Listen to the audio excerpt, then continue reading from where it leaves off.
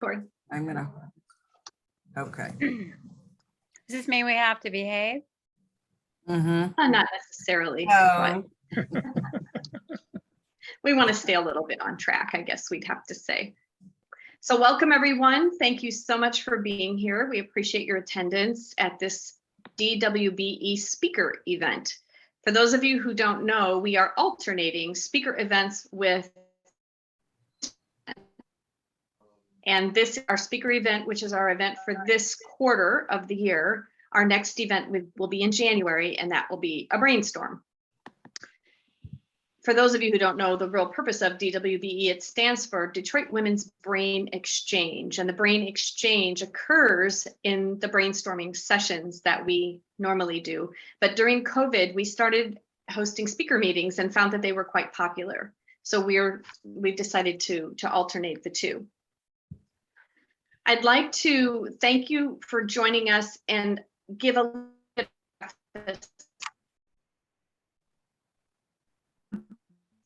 we want, being the organizing committee, that we're in no way taking any kind of stand on CRT. We simply wanted to educate people about what it is, what it isn't, and have a discussion around that. So we're not advocating the use of it in any context at all. And we're just here to explore. And we hope that you will leave with a better understanding of CRT that will allow you to then make more sense of what's going on in the media and other types of discourse. I know for myself, I'm really hoping to come away a little bit smarter so that I have a more discerning ear when the topic comes up. Just one housekeeping point. We're going to ask you to ask questions via the chat. So if you would put questions into the chat, our lovely Laura Olivetto, another committee member, is going to be keeping an eye on the chat, pulling those out. So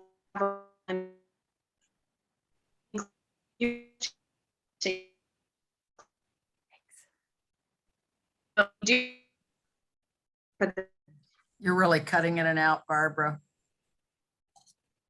It's raining. That's what she said.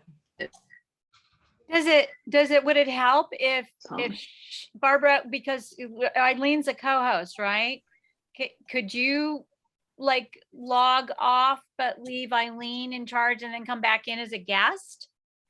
Would that help, or is because it's my internet connection is unstable? Yeah. Okay, so That's it's what's going on.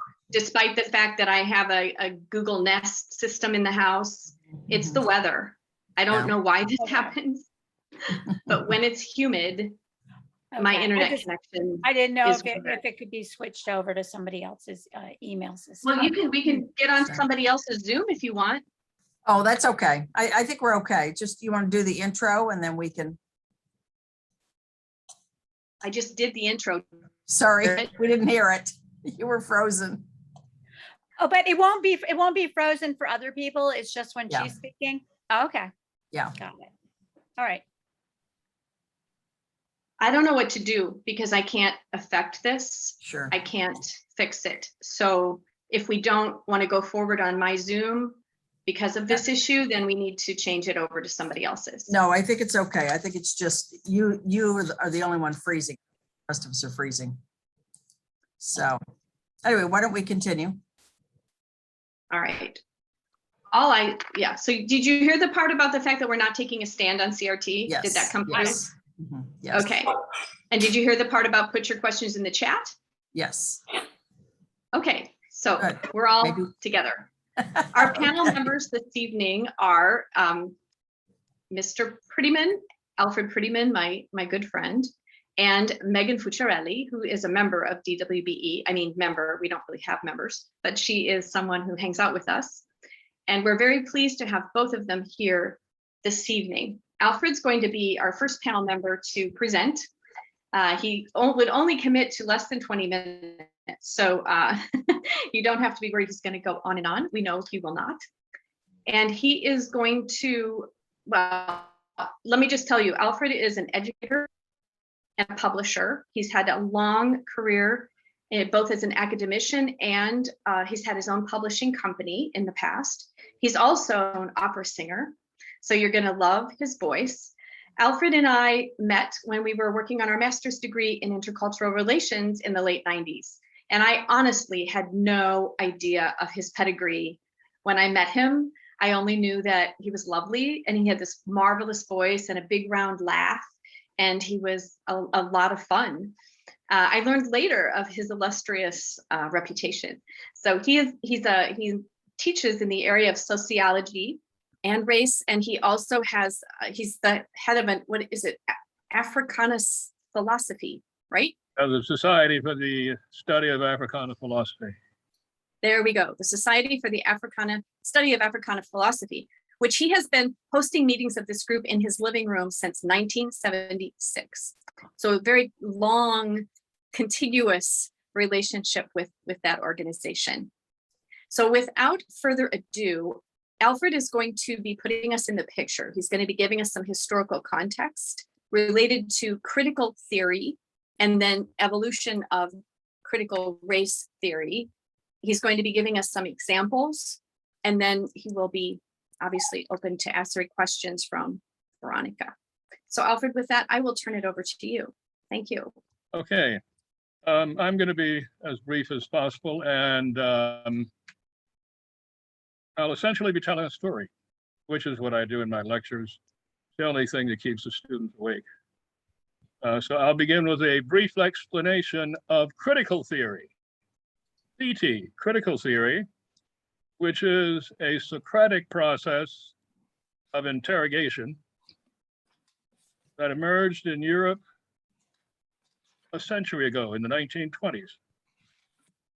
And it bears the influences of Immanuel Kant, whose dates are 1724 to 1804, and of DWBE Hegel, whose dates are 1770 to 1831, both of whom embodied European Enlightenment assumptions on the autonomy of individual reason.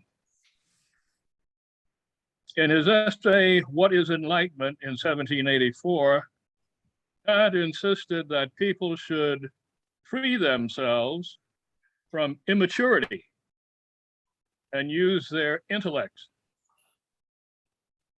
Hegel, in his philosophy of right in 1820, wrote, "Reason is the law of the world."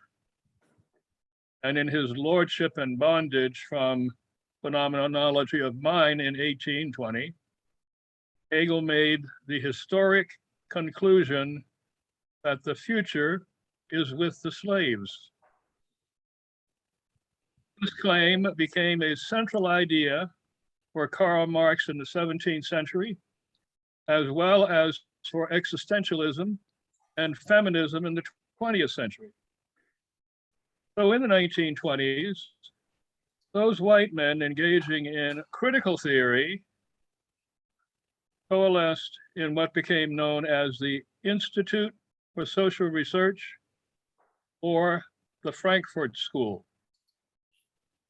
a school whose members would include Karl Korsch, Georg Lukács, Theodor Adorno, Erich Fromm, Herbert Marcuse, Walter Benjamin, Max Horkheimer, and eventually Jürgen Habermas, the most contemporary problem. Critical race theory is a natural progression of this Socratic critical theory tradition.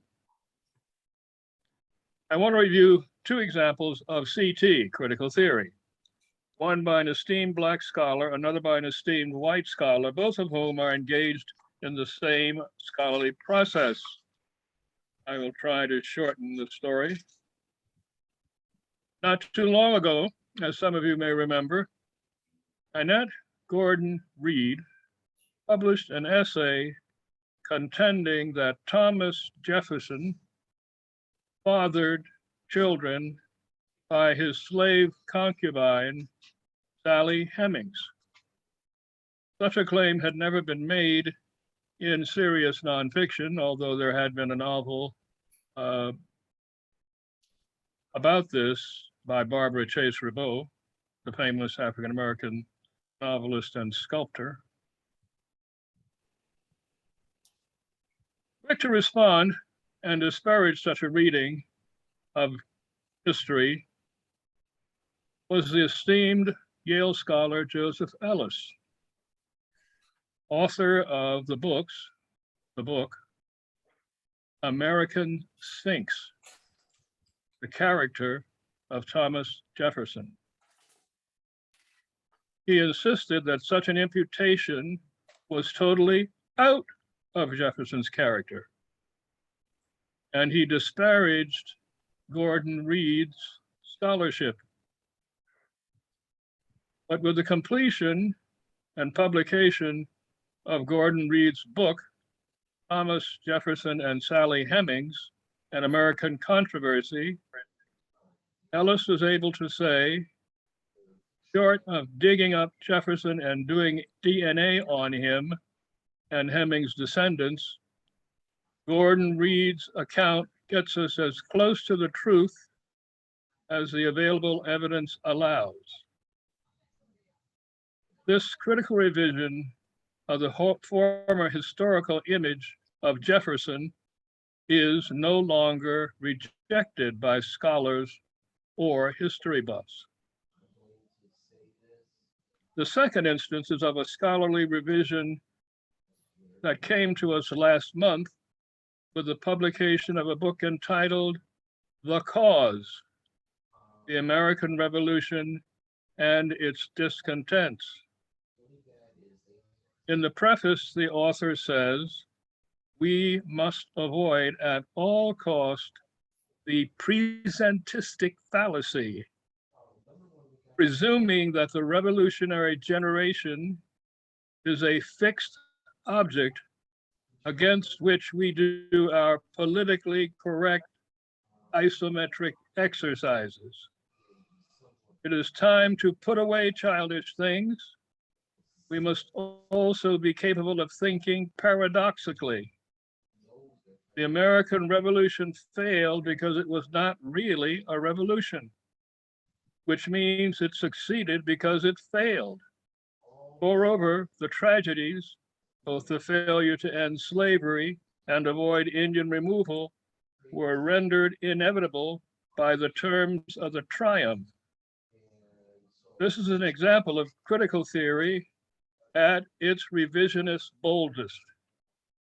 I doubt that any reviewer will label it critical race theory.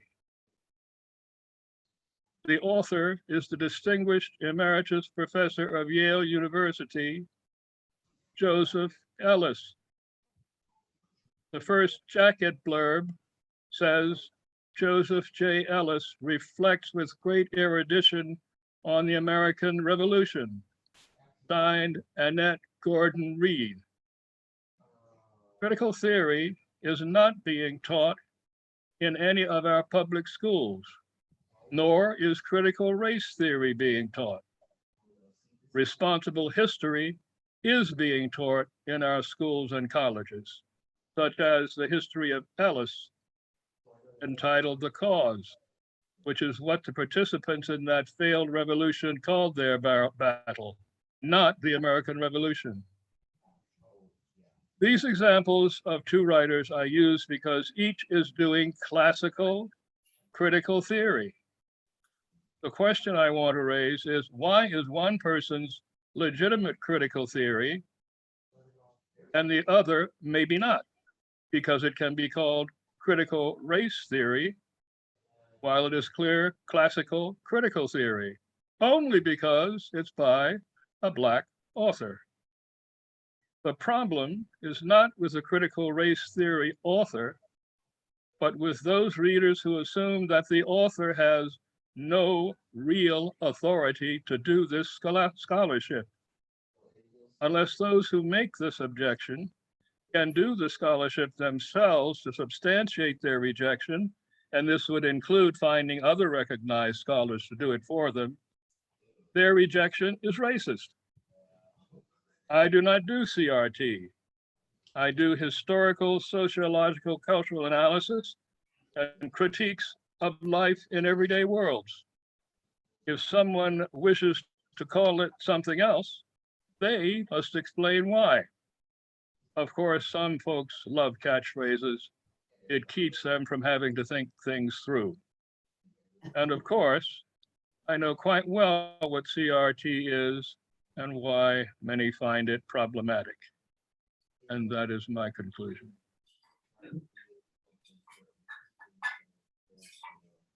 Well, thank you, Alfred. That was very interesting. I am especially interested in critical theory as well, Socratic method. So my understanding, however, is that, critical race theory, would you agree that it is an analysis of systems, some of the systems that have created and held racism in place since the founding of this country? We're talking of systemic racism, yes. I do an exercise with my students in systemic racism, and I point out to them that there is a progression in determining one's class, and it has to do with social inequality. When someone has unequal access to a good service or position that others do not, that is the beginning of social inequality. It is social inequality that leads to social stratification. And within that social stratification, there are certain kinds of behaviors that become institutionalized. When institutions exhibit social inequality, we have social stratification that is likely to be racist. Right. So my understanding is that this school of scholarship that has that grew out of critical theory about 40 some years ago, more or less, examining systems of racism, and with many of the scholars trying to examine why, even with the civil rights movement and some of the legal changes, that a lot of the systemic racism just stayed in place. So it's been this sort of behind the scenes scholarship for the last 40 years, examining the pieces of racism, of the systems, because they can't be dismantled unless we are clear on how they operate. I don't agree that it's been behind the scenes. It's been very much in everybody's face. I have been editing history textbooks since the 1960s and attending history conventions since that time. I was in charge of editing or consulting as an editor for both a high school world history textbook authored by William McNeill. I don't know if anybody remembers that name, out of Chicago, and a junior high school history textbook by a colonial historian, Herman Versteeg, and Richard Hofstadter. It was a struggle to get in the text references to Native Americans or African Americans. People of color were not even lively sprinkled in the text. The one thing that they would agree to do, and this was mainly the fault of Versteeg, who was concerned about losing sales in the South, was to have tip-ins in color that featured certain identifiable Black heroes. There were no Native Americans in these at all. The reason for this is that textbook publishers determine the content of their books based on who makes the biggest sale. The two states that make the biggest sale in textbooks are California and Texas. And so the content of history textbooks are slanted toward those two constituencies. And that's why you find a distortion of American history being taught by the establishment in our public schools. Yes, yeah, you probably know James Loewen, Dr. James Loewen, who recently passed, who wrote, did an examination of, I think, was it 17 or 14 of the most commonly used history textbooks. Yeah, Lies My Teacher Taught Me, that in the United States, we're one of the few developed nations where our textbooks are not written generally by historians. And so, yes, there are a lot of inaccuracies. These textbooks are written by historians, but they're historians who are willing to be compromised for the income from the textbook. Got it. Yeah. Well, getting back to some of the couple of the questions that I had for you. Again, we're trying to get our heads around, the taking critical theory and how people have scholars have applied it to the examination of systems of racism in this country. So, and then it's expanded into looking at laws and policies and so on. Correct. So it's expansive. It goes beyond just the examination of a system, but trying to look at some possible solutions. Is that correct? Yeah. All right. And then, pardon, if I misspoke sort of behind the scenes, what I guess I meant was in that article that you shared with us today from the New York Times, Critical Race Theory, A Brief History. It's a really good article. I recommend it to folks. It's a quick read, but the subtitle is How a Complicated and Expansive Academic Theory Developed During the 1980s Became a Hot Button Political Issue 40 years later. So I guess what I was referring to is that a lot of us were not aware of its presence outside of the academic area and some of the social change areas. Right. So another question that I would like to share with you is, now some of the criticism has come from folks who are, as you know, there's been a lot of, I will say, brouhaha of late, that this we don't want CRT taught in our schools, and as you shared, to my understanding, it's not being taught in schools. Life has gone on in teaching history and social studies much the same as it has been for a while. But you referred to what some of the criticism is that this critical theory grew through Hegel and some of these other philosophies and Marx. So now, I saw this workshop I told you about, an advertisement for a 2-day workshop focused on the Marxist roots of DEI workshops, of diversity, equity, and inclusion workshops. So I just, and this has been done in the past. Academicians, scholars have been accused of being, they're trying to spread communism in the country. So do you have any suggestions, learning from history, how one might address that sort of, accusation, that sort of conclusion? Sure. First of all, the roots of Marxism are in Hegel and Kant. So people ought to be looking at Hegel and Kant, and they're not communists. The problem is that there is a hangover from World War II thinking.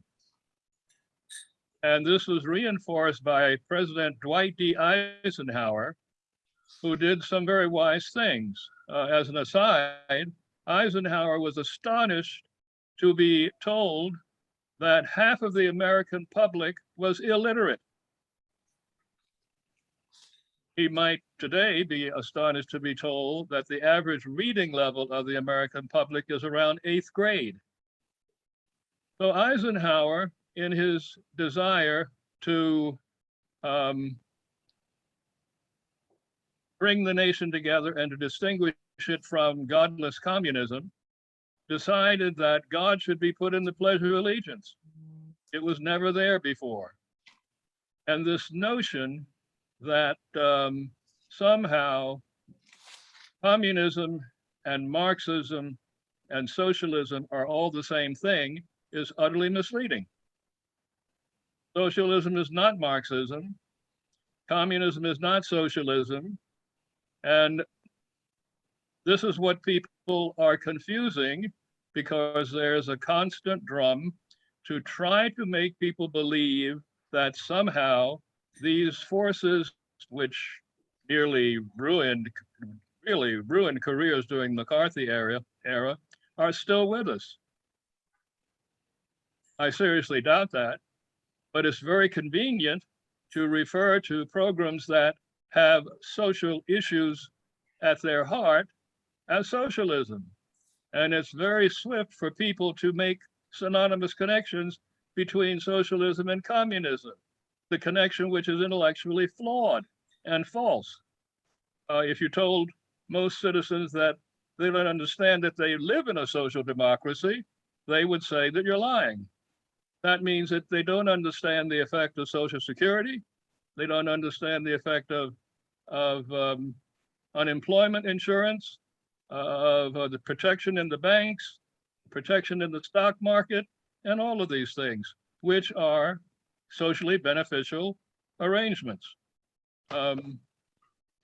So the need to refer to CRT as somehow Marxist is, of course, to raise fear and to undermine the legitimacy of a kind of critical thinking that is fundamentally associated with people of color.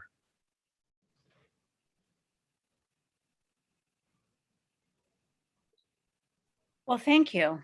I really appreciate your insights. I think we all do. And we will be hearing from you again shortly. We're looking forward to that. And so it's time to introduce our next speaker.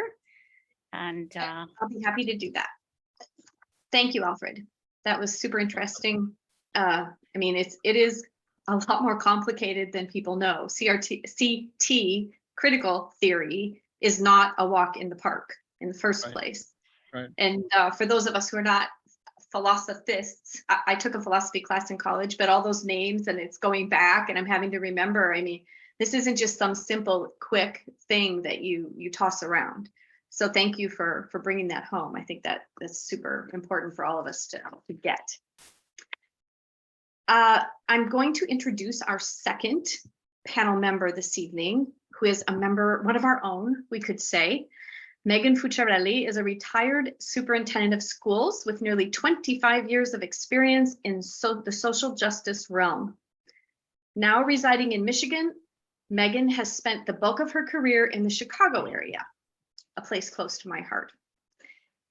As the founder and CEO, which she defines as Chief Empowerment Officer of US Squared Consulting, she works with a team of like-minded individuals whose primary goal is to help unite society through equity and inclusion work.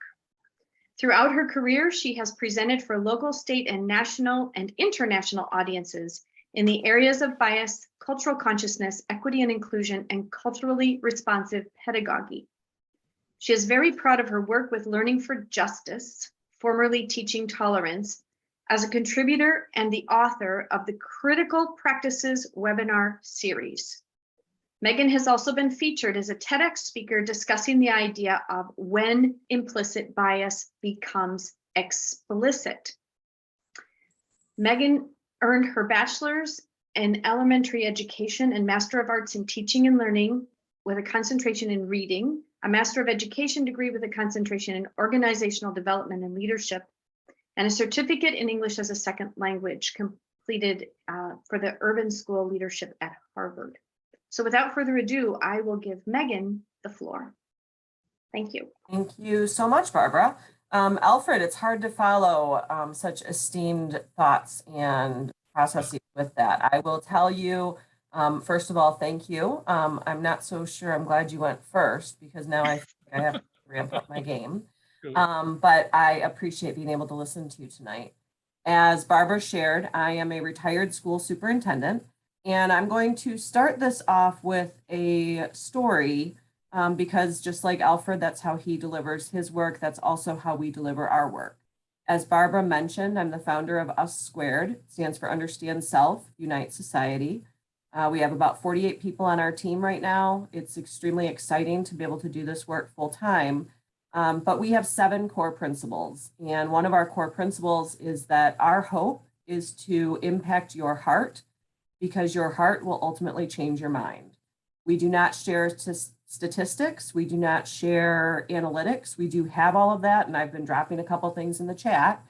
However, we believe that if we can pull emotion through the conversation, that emotion will drive you to want to find knowledge, which will ultimately help you change your mind and change your thinking.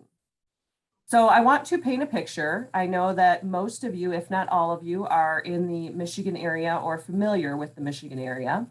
So if not, I'm going to paint a picture. It's not too difficult to imagine. I was raised in a town called White Lake, Michigan. Now, if you've never heard of White Lake, I'll paint it for you really easily. See, there were a lot of whites and a lot of lakes. White Lake. It was the perfect name for where I grew up. Now, my parents still live in White Lake. It has changed a little bit, but there was no diversity in White Lake when I grew up there. See, it was not until the age of 16 when I got my driver's license that I even saw someone in person who identified as a person of color. 16 years old. Because I was raised very poor, we didn't have a lot of money, so we didn't vacation. I didn't go outside of my neighborhood. So I didn't have exposure to anyone outside of White Lake and my school. And my school did not have anyone who identified as a person of color. Now, mind you, I am saying those words very carefully because I'm sure all of us know of at least one person who has a bloodline that is different than how society views them.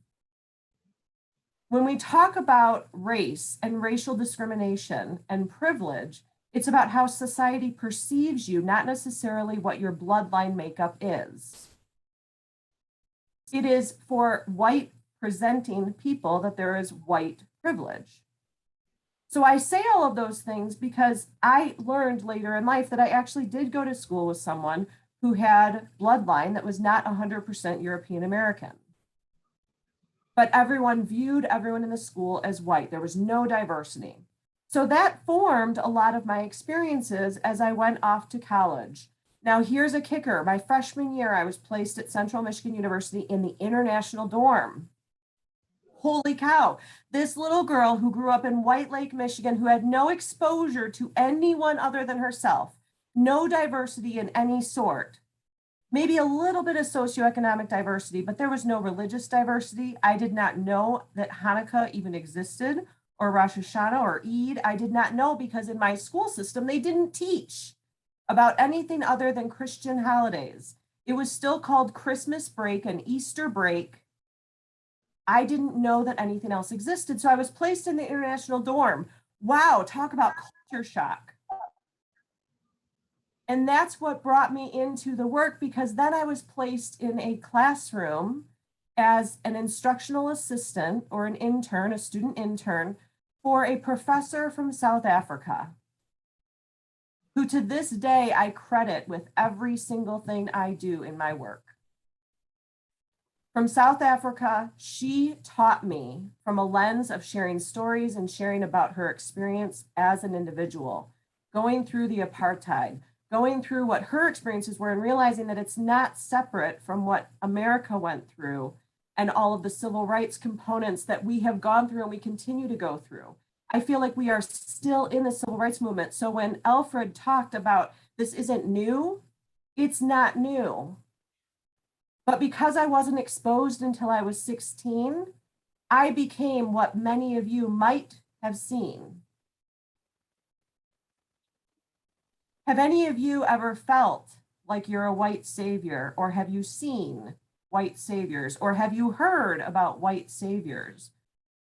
I self-identified now, looking back, in my early 20s, I was a white savior because I learned through programs previously, right, that white people were bad, that I should feel guilty and ashamed of who I am. And I started to feel bad about that aspect of myself. So I said, I'm going to go to the other side of the pendulum and I'm going to swing over and I'm going to save all of my children of color that come into my classroom. Now I look back and I say, I was causing just as much damage, if not more. But at the time, my intentions were great. Another one of our core principles is that intentions don't equal impact. My intentions were to make sure that my students, when I got out of college and taught second grade, that my students knew about other people other than themselves. Because guess what? I went back to my same school district and taught. The same school district that I went to as a child, I then went back and taught in. I was teaching similar children to myself. And I wanted to make sure that they didn't have the same experience that I did in the classroom.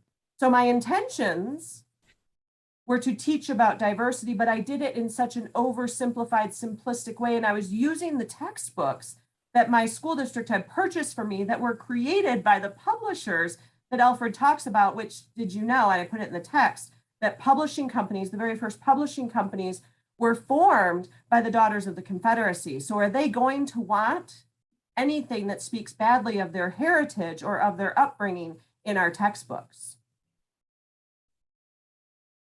Little known facts about things, again, my intentions were pure. So I went out and I got thematic units and I thought, I'm going to teach about Africa and Asia. And wow, was I causing harm because I was oversimplifying. Once I started to do that work, I went and got trained through the National Coalition Blight Institute. I got trained through, I was recruited by Teaching Tolerance, now called Learning for Justice, to write some curriculum for them. I did work with the International Institute of Restorative Practices. I'm a certified trainer for them. But throughout my educational career, I was recruited and asked to join all of these pieces of work. And they were all great theories and philosophies. Because the last word in critical race theory is theory. It's not critical race practices. It's not what you do. It's the theory behind how it's formed. But I was going through all of these training programs and I said, we need to come up with a way to do this work for our children to be able to understand. So that's when I formed Us Squared. I left the education system full time and started doing this work. I've been doing it while I was going through education, and I went through the ranks of being a teacher to being a building administrator to a district administrator and serving on the state board. But I say all of this because if any of you have ever felt like you've been on a journey and you don't know where to turn, I want to share a little bit more about what I call the Jedi Journey. Title of the book that will be released later this year. Just thought I'd throw that out there. But the Jedi journey starts with the white savior complex, because many people who do this work, whether it's white savior or male savior or whatever it might be, I personally started as a white savior. You then become an ally, which is, I want to wrap my arms around you and care for you. It's the new emoji that Facebook just put out of care and compassion, hug a heart. That's an ally. That's having sympathy for. Then you can move into advocate, which is having true empathy. You're going to advocate on behalf of someone else who's not able to advocate for themselves, or who's just simply too tired to advocate for themselves. And then the final stage is that co-conspirator, where you walk alongside and you lift up the voices of people who have not had that voice historically. Now, I'm not saying that co-conspirator is the only thing we need, because sometimes we need allies, sometimes we need a shoulder to cry on, sometimes we need advocates. But we need to understand the difference between all of them, because too often, especially when discussing this work, we're bleeding hearts. And we just want to bring everyone home and cuddle and just can't we all just get along? And I know one of the things that people are asking about is, what do we do in education? How do we push back? Or how do I talk about this work? And I know that there's some questions, so I'm going to kind of wrap this up pretty quickly here and leave some time for questions. But I just want to encourage everyone to reflect on yourself and where you stand in this work. Because I firmly believe with Alfred about it not being just critical race theory that's the problem. We have a true systemic issue in our country that needs to be addressed. Because if we cannot talk openly about theories and about people's perceptions, as well as facts and statistics that are related to that, that in and of itself is the toxicity of our country. So, Veronica, I know you had a couple questions. I just want to kind of wrap that up there so that I'm not taking too much time. You're good. You're good. So, wow, that's quite a journey. Looking forward to this book. When can we look forward to it? Or Well, the publisher said it's supposed to be by the end of this year, but as soon as I have details, I will send it out to the group. Great. Anyway, I'm always in awe of everything you have accomplished at this young age. But you in your interesting journey and all the experiences that you've had, and you've been involved not only in Jedi training with young people, curriculum development, and so on, as well as working in corporate sectors and in organizations on DEI training for adults. I'm just curious, have you noticed any sort of change over the last, I don't know, 10, 20 years, or however long you've been involved with it? Yeah, absolutely. And that's really what sparked me to want to do the work the way I do it. So, or the way we do it within Us Squared. When this work first started, it has morphed throughout the years, right? And when this work first started, it became first popular after the Rodney King situation in LA, the Rodney King beating. That's when this work first kind of came to a head.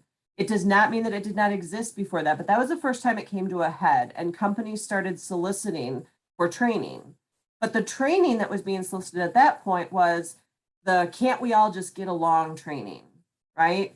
It was the we're all the same, let's just focus on our similarities. And that mindset caused a lot of damage because it's a micro invalidation to treat someone the same without noticing what differences they bring to the table. For example, I experience the world very differently than my Black son. For me to say that we're the same, it would not work, right? For me to say that we experience the world the same, that would be a lie. So we need to understand the difference between how people are perceived in society. But it started as a can't we all just get along? Let's just focus on the positive. We're all one race. We're all the human race. If you think about it, it used to be the melting pot was the theory that was used in this work. And then we went to the mixing bowl and the salad. And I'm sorry, people shouldn't be referred to as food, right? But that's kind of how we go into that piece. But there's been a shift. And now it went to the very militant type trainings and the guilt and the shame that was associated with it. And that's where another one of our core principles came in of guilt and shame are the glue that hold prejudice and stigma in place. Guilt, shame, and politeness hold prejudice and stigma in place. If we're not available, if we're not open to talking about things, if we try so hard to be quote unquote politically correct or polite, then we're perpetuating the problem. So that's why we started doing the work the way we're doing it. And we also believe that growth occurs in discomfort. And I see some things in chat. That's actually one of our principles as well. Again, we have 7 principles. One of them is growth occurs in discomfort. If you're feeling uncomfortable in a conversation around identities, whether it's race, sexuality, gender, if you're feeling uncomfortable, it's either because you're defensive or because you're on the brink of enlightenment. Lean into that discomfort. When you're working out at the gym, you have to tear the muscle before you can build it back up. Doing this work is very similar. You can't grow in this work if you're not willing to become uncomfortable beforehand. We have to be willing to have the difficult conversations. And we have to make sure that people in power or privileged identities are having those conversations. We cannot wait for others to start the conversation.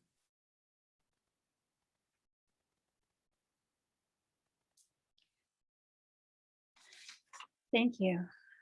Building on what Alfred said about CRT, do you have any reactions to what he shared about the role and contributions of CRT and scholarship and analysis of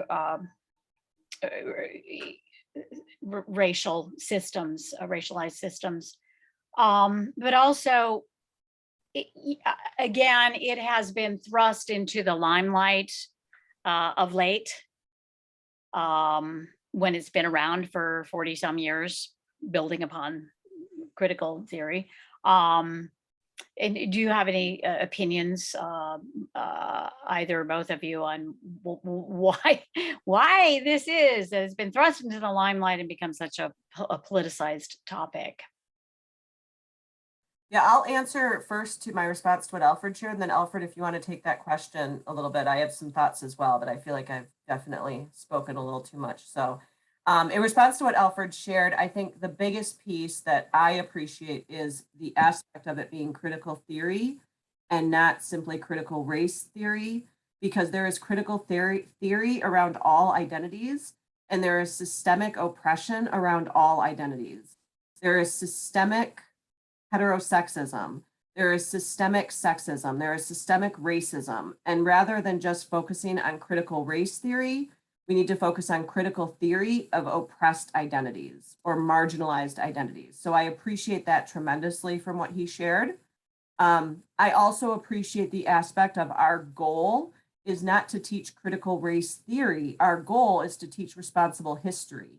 And when we were doing that work, and when I was focused so much on that when I was in the school systems, it was a lot of red tape and it was a lot of difficult maneuvering to do that. However, or at the same time, I don't want to say however, at the same time, if you are persistent in that work and you approach it from a lens of no guilt and no shame, and simply from let's hear all of the perspectives and let's hear the facts that are related to these situations, you can do that. And that's why I'm so excited about what we did with Learning for Justice work, because it starts at age 3.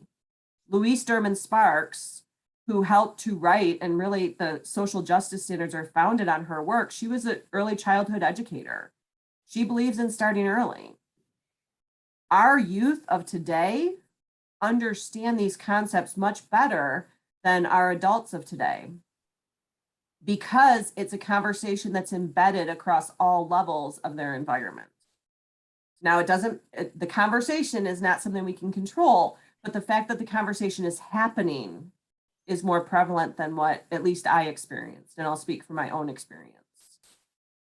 And then catchphrases becoming triggers. I think that was a phenomenal piece. I was taking some notes as he was writing, but absolutely catchphrases become triggers or become emotional points for many. And I think critical race theory has become a catchphrase or a trigger for so many. Alfred, I'll pass it over to you about why you feel like, I think you and I are on the same page with this, but why do you feel like this situation has become a little bit more prevalent, or do you believe that it has become more prevalent? It has, and it's political. it is deliberately political, and it is being pushed in an effort to disrupt society in such a way as to turn more people against each other. And I think that is a great misfortune.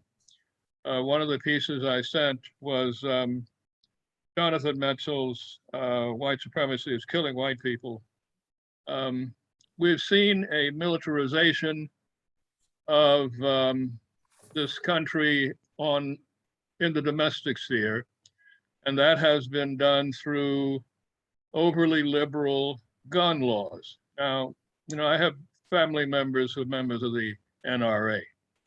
I'm not, but they are. And I've had family members who are members of the police department. But the police have become militarized. They have been given military equipment, surplus military equipment, which they have been using to harass their population, mainly people of color. The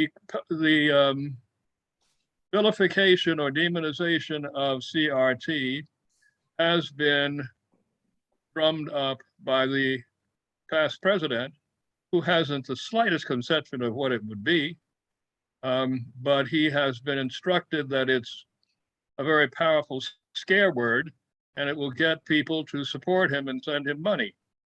I think those are the things that are fueling his popularity, really, because most people don't really know what it is. What they believe it is something they should not like, and something that is subverting their child's education. But they couldn't tell you what it was specifically if you gave them money.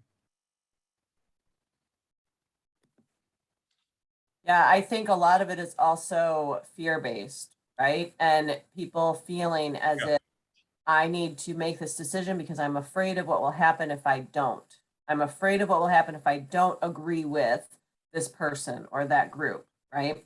And that's why it's so powerful to hear stories and to allow people to share their aspect. I mean, that's why, at least that's why we do the work the way we do it, is allowing students to share their stories, allowing students to talk openly and have open discourse.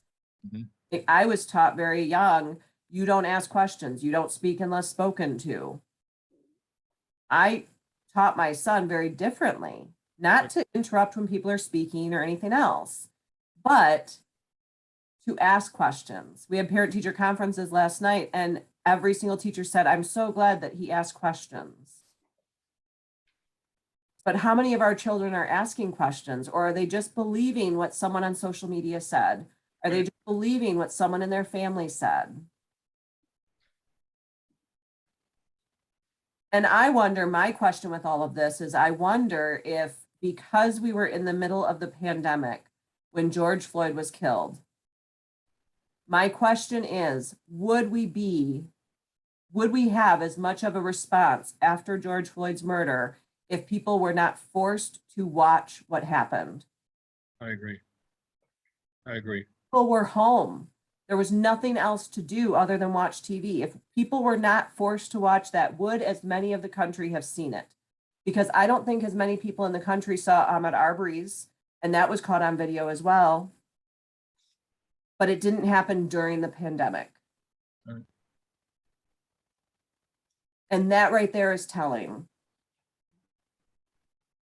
That's another thing that I believe has caused a little bit of a shift, but absolutely, politics have caused a huge focus on this. It's not new. Nothing that's happening right now is new.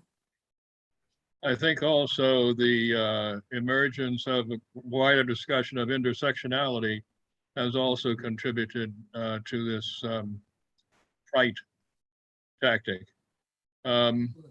Intersectionality, which is a notion that is fundamental to certain kinds of sociological analysis, is obvious, it would seem to me, and it's obvious to my students when I point it out to them, On a daily basis, they're dealing with situations that intersect with their family obligations, their school obligations, their obligations to the people they're in love with, and their need to work. And they are able to recognize how all of these things are interconnected, and you can't talk about them separately anymore if you really want to understand the reality of how you're living. And I think that that notion of intersectionality has been used divisively to mean some things other than what I've just been saying. Absolutely. I'm just going to interject something from the education that I share with Alfred, which is an intercultural construct that we call individualism, collectivism. And white Anglo-Saxon Protestant culture, for European American culture, is highly individualistic. African American culture, on the other hand, is more collectivist. Right. But if you look at what is happening, I don't know if any of you have ever read the book Bowling Alone by Robert Putnam, but he talked about this strong individuality, which is what made our country in certain ways. It's what forced the pioneers west and caused those Europeans to come here to start new lives and that kind of thing. But we have, as a culture, taken this to an extreme. And when you then introduce these divisive ideas, misconstrued divisive ideas, I think we have to say, it's not a good situation. I mean, I really can see the fabric. I ordered Putnam's book, Better Together, which was written a few years after Bowling Alone, and he and another sociologist drove across the country and did research and talked to people, and how can we come back together? Well, it's a depressing book to read because none of it's happened. It's like scary to read that book, and you actually ask yourself, oh my God, is it too late? Is it too late to save this society? And maybe I'm a little bit off track with that, but it's, Alfred, you read the same literature I did. Do you have a comment? I don't think it's too late. I hope not. It's Say never more, too late. please.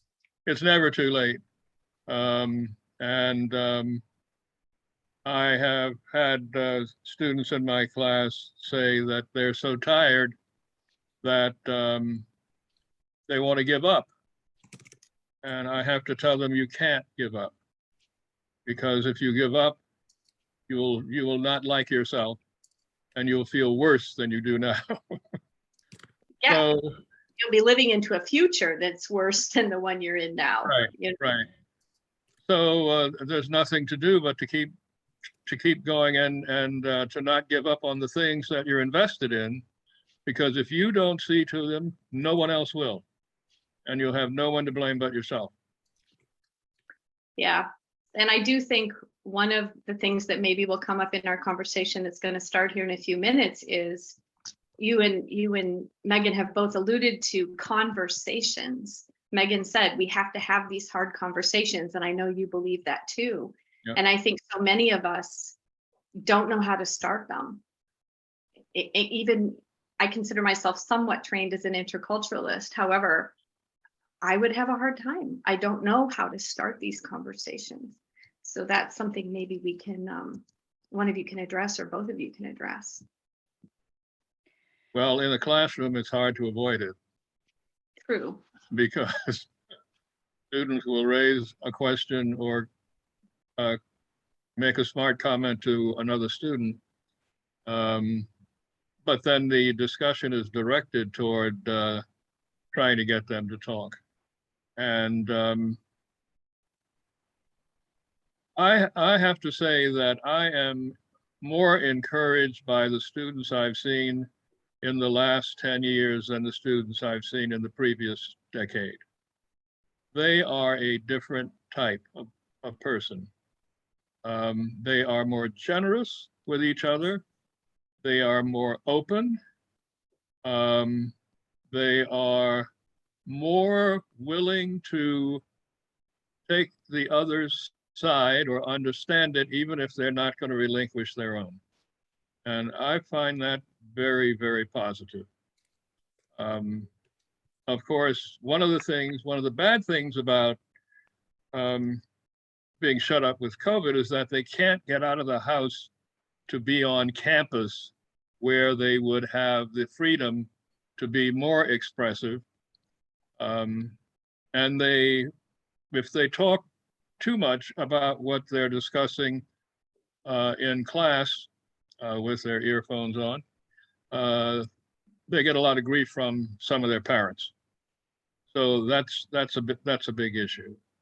But the conversations do take place. That's encouraging. Megan, do you want to chime in on that? One of the reasons why I like working with the youth and why we focus so much of our work on the youth is because of what Alfred just shared. Our youth are totally different from who I was growing up, what our generation came into. I refer to it similar to technology, right? When I grew up, there were no cell phones, right? When I grew up, it wasn't until college that people had the bricks, so it was like, so I just want to point out ageism. I look young. I'm not as young as I think, or as I might look, right? So that's a thing too, right? But anyway, so we go through some of those pieces and we go through, like, I was a technology immigrant. I learned how to use technology later in life. My son is a technology native. He was born into a technology environment. When I was in the hospital about 5 or 6 years ago, he looked at the phone and he said, "Mom, why does that phone have a tail?" Because he'd never seen a phone with a cord before.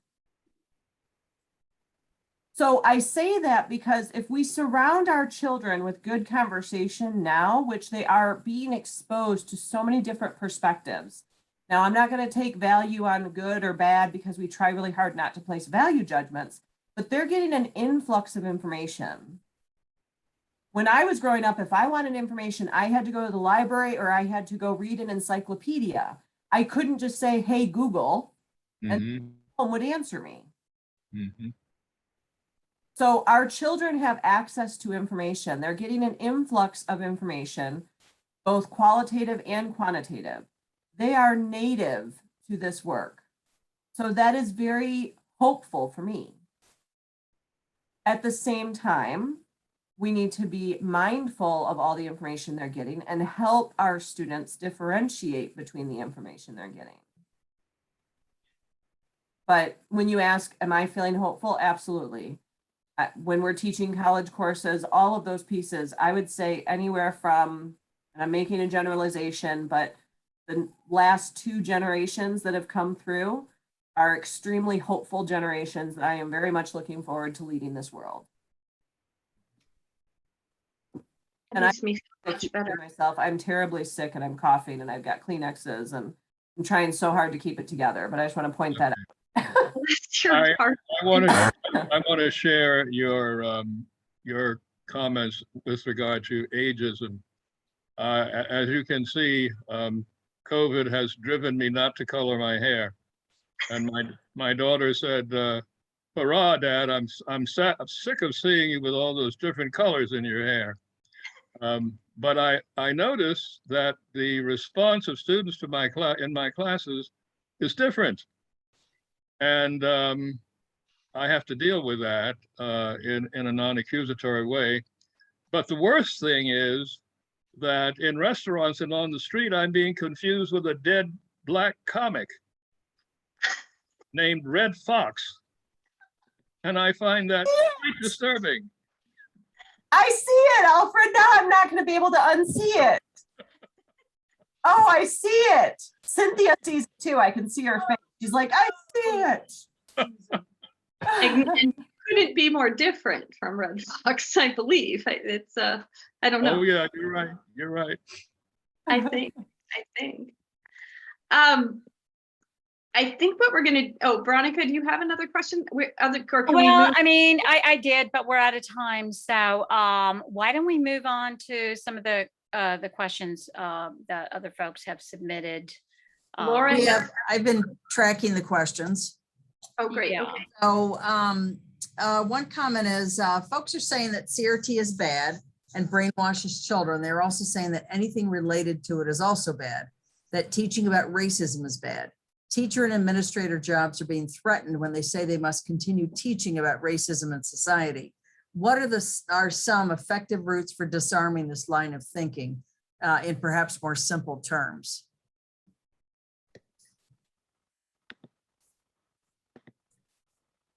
I can start, Alfred, if you'd like.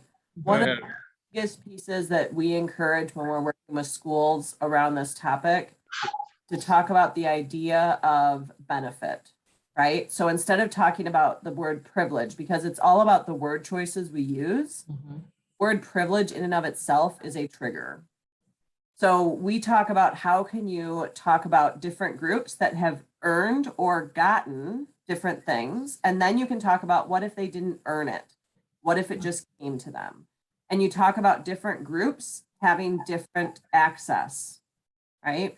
So we also bring in the aspect of it not just being about race. It's about all different identities.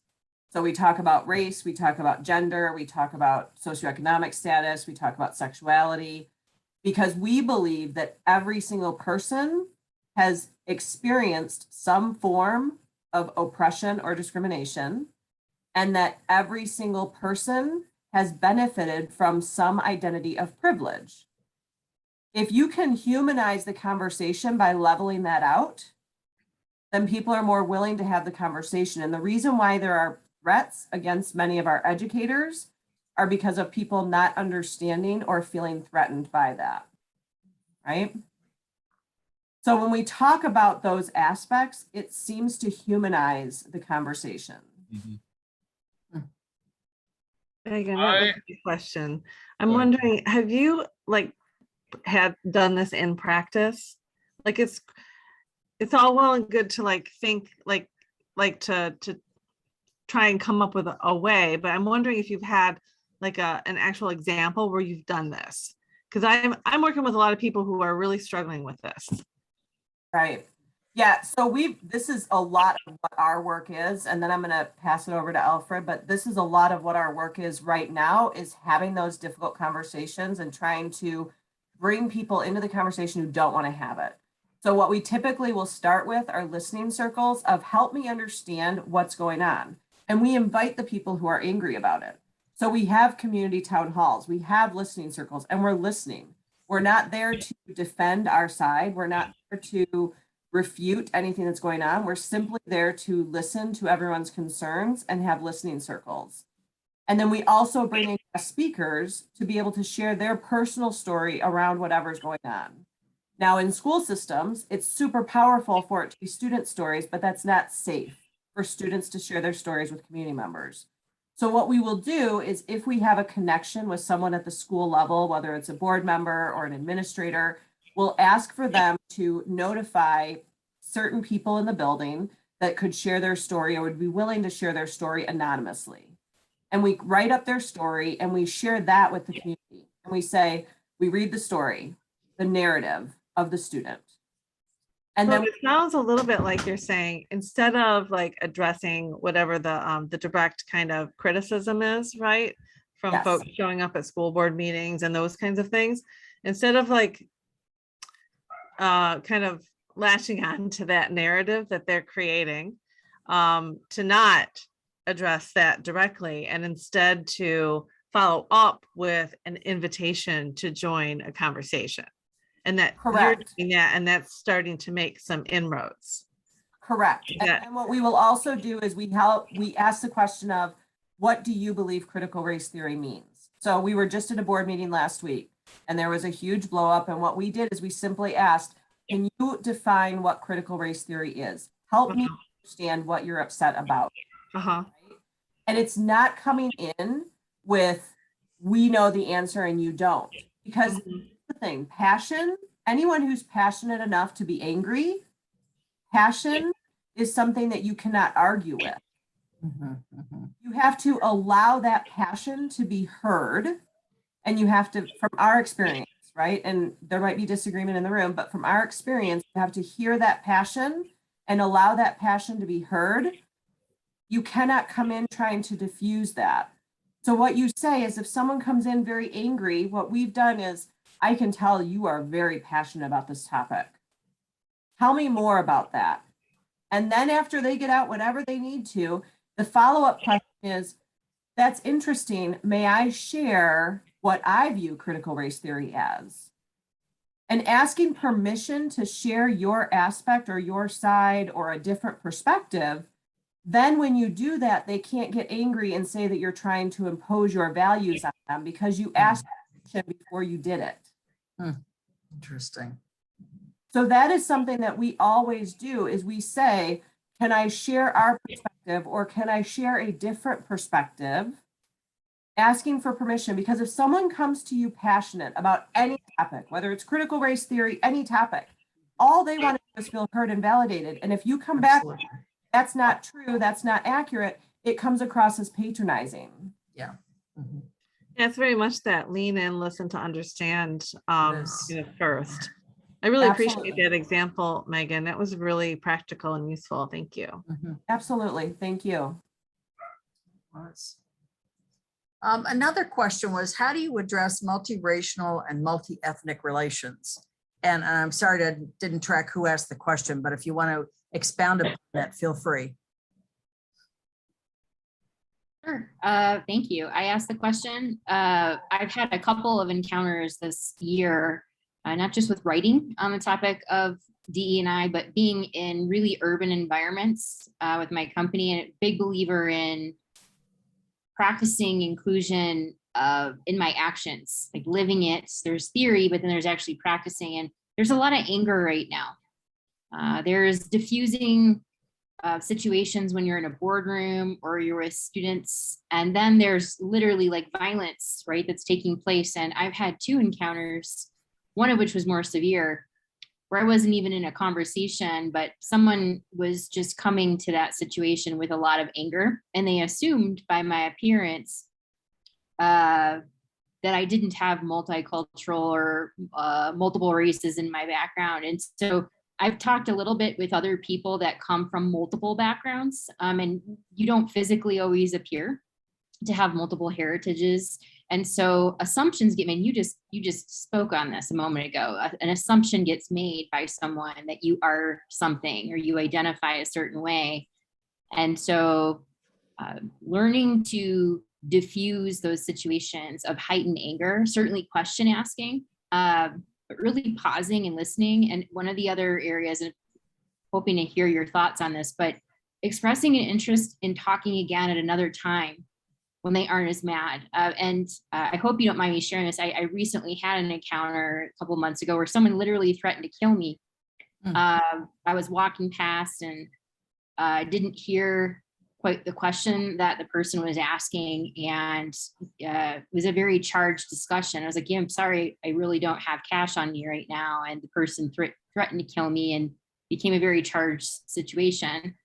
And I could tell there was a lot of anger present. And a friend of mine who is of a different race and I had a conversation about this, and he actually asked, how did you stop that from happening? Because you lived, it was scary.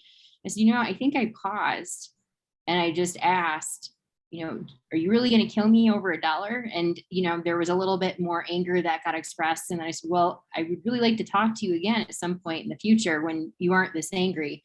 And ultimately the individual walked away. But I've been experimenting. I hope you don't mind me sharing this, but experimenting. I'm open to talking to other experts about how to best diffuse some of these really charged situations by leveraging critical race theory in a way that's respectful.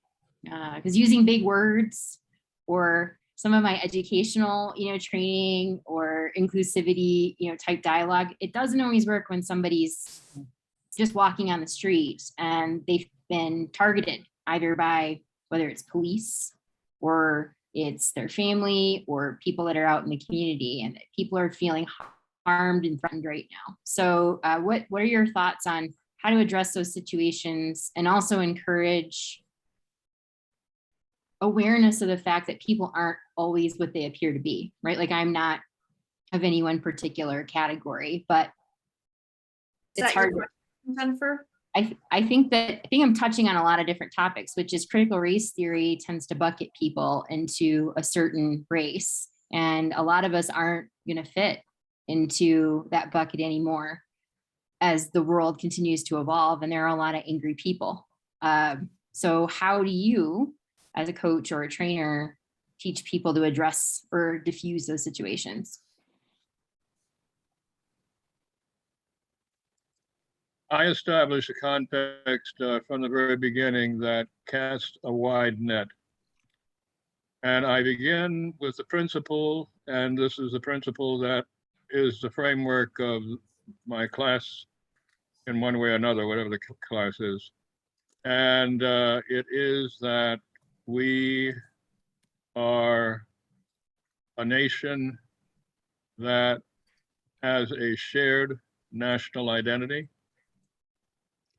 with shared responsibilities, and they include being well-informed, paying taxes, voting, serving in the military, and being inventive. And this is how we mutually support one another. And I then go into a history of immigration and how this nation was really created, which students find very interesting. And then we can talk.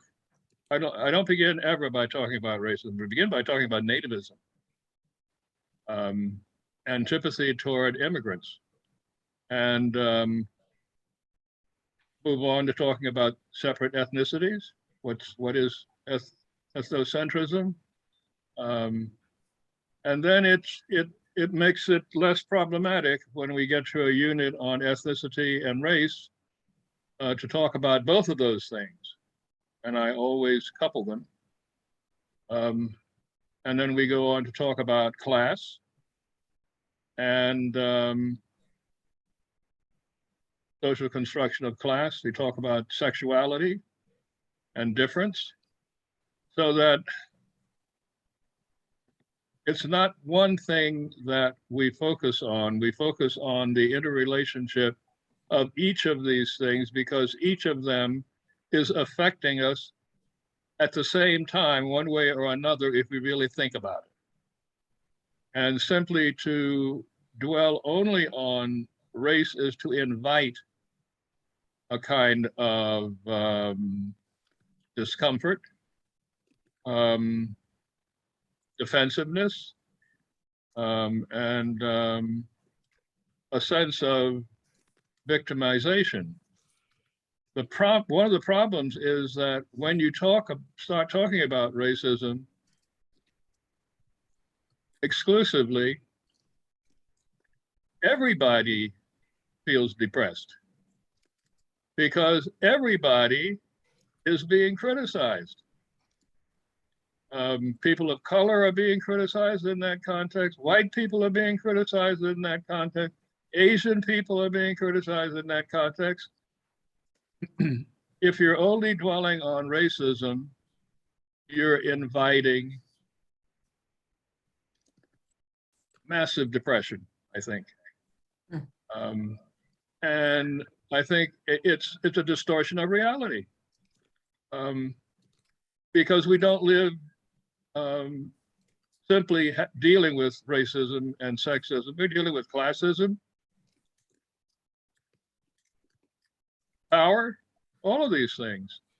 And I try to get my students to focus on all of them. And if they want to talk about racial incidents, they feel free to do so, because then they begin sharing. But I don't have a unit on race, right? On racism. We talk about race, but we talk about racism as well because students experience it. And that's, everybody is experiencing it now. That wasn't the case before. I used to be able to ask my students, I don't do this anymore. I would ask my students, when did you realize you were white? And they would look at me and say, what do you mean? What are you talking about? And I said, you never thought about being white? Well, why should I? And then I would ask my students, when did you begin to think about being Black? And the stories come out immediately, but that difference points up immediately a different kind of awareness on the part of people who are not of color.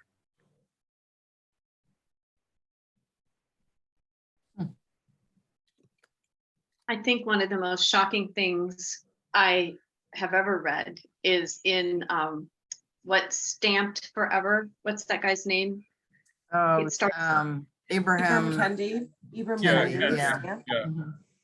when he, in his book, Stamped from the Beginning, I think it's called, Right. he identifies, he explains how the word Caucasian came into being. Mhm. I've had to X on forms my entire life that I'm Caucasian. I had no idea where that term came from. And I was like, what? Some Frenchman in the, I think 1700s or maybe even earlier than that was traveling around in the Caucasus and liked the color of the women's skin.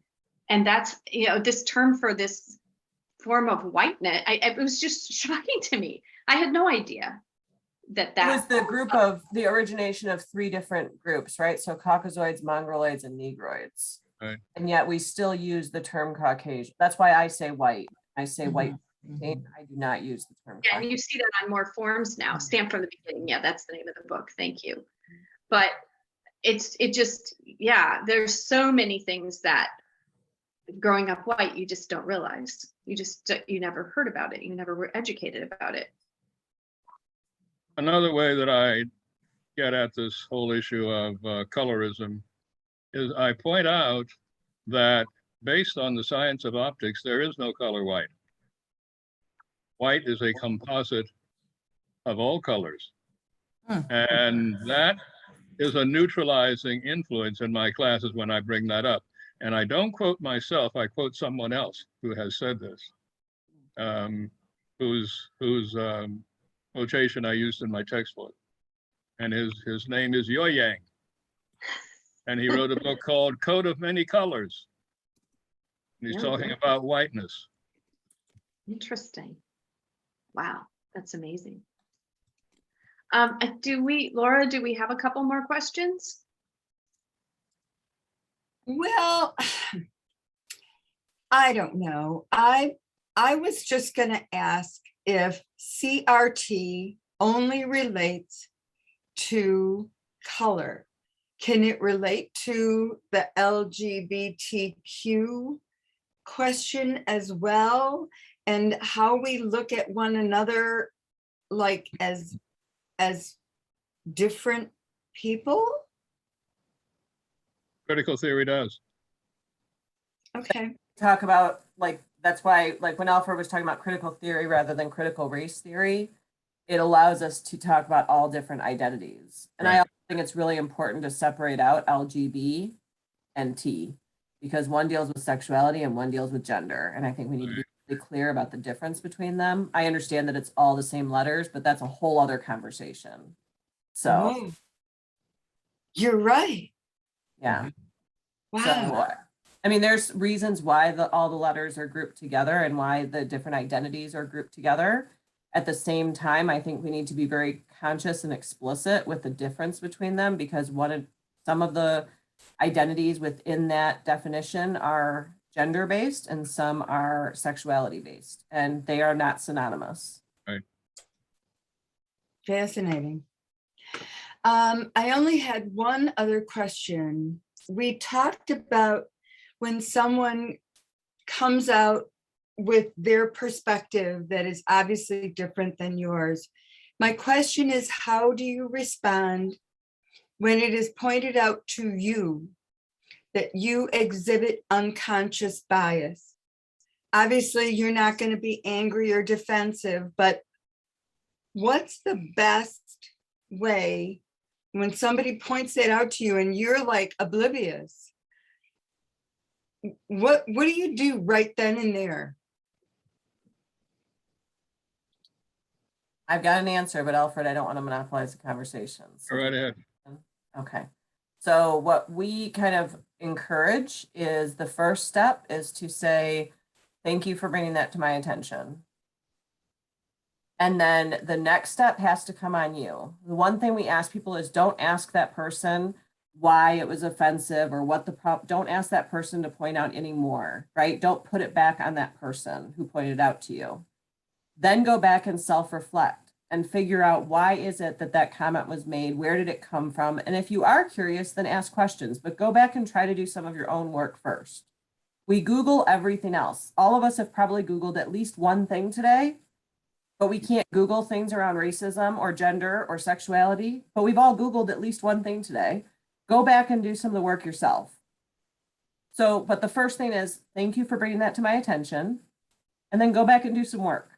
Reflect on it. Understand within yourself. Don't feel guilty. Don't feel shame around it. Don't be overly apologetic, because then you're turning the focus back on you instead of the person who was just offended in the first place. So don't be overly apologetic. The best thing you can do is say, thank you for bringing that out, or thank you for pointing that out to me. I will do better. And then actually do the work to do better. Our final principle with Us Squared is once you know better, do better. Maya Angelou, before she passed, and I would exchange letters and talk, and she's an amazing person. And I am honored to be able to use some of her words there. But once you know better, you have to do better. So once someone points it out to you, if you do that again, that's on you. But just say, thank you for pointing that out to me. I will do better. Thank you. Mm-hmm. What'd you do, Laura? Oh, sorry, Veronica? No, I was just kidding. No, I didn't. It just, I've watched it happen.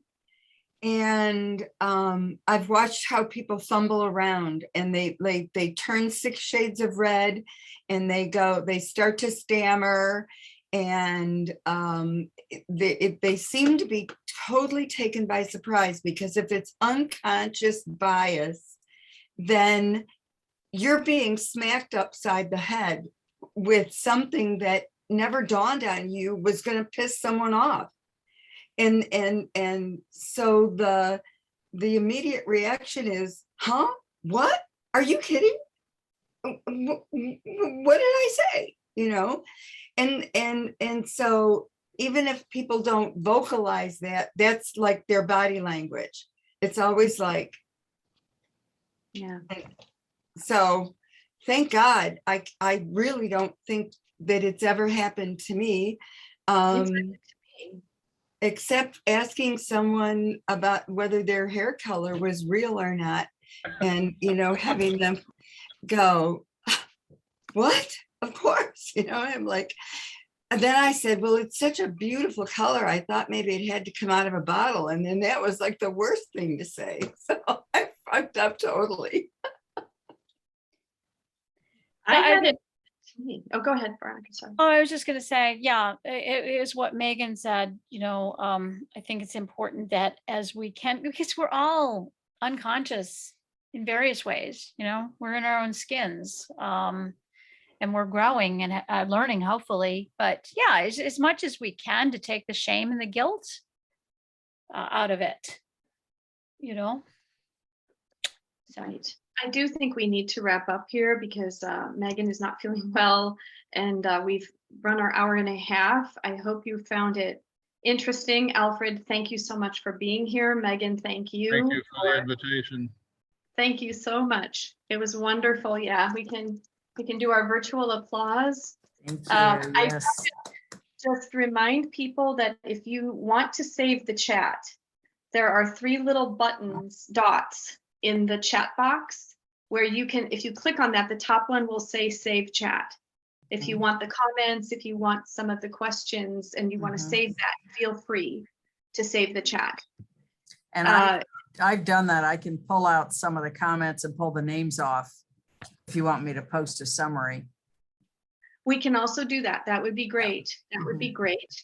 We would Once love you your hit- feedback. yeah. Oh, go ahead. Once you hit save chat, click on open, show in folder. and then it'll pull up in a folder. Thank I you, just- Megan. It was Thank you very wonderful Yeah, it was Every- being fascinating. with you all. It was a very Mm. interesting, enlightening conversation, and we appreciate it very much. Mm-hmm. And we will see you for the next DWBE event. Have a great rest of your evening, everyone. Good You're night.